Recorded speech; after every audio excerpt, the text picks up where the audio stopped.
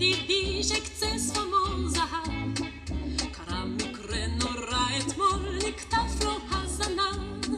בכיתי לא בכיתי עד שכל חותמי נרתע, איך שפן הכסף ידידי יחיה ללא זנב.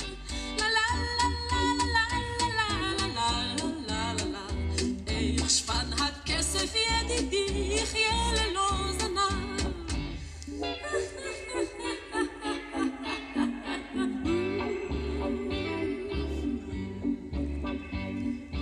ואיך ללא זנב ישב ישתהו ויוכל, ואיך ללא זנב יוכל להתחתן בכלל. הפסיקי לילל גער גער בי השפן, בגלל שאם תבכי גם 2 ימים זנב חדש לי לא יגדל.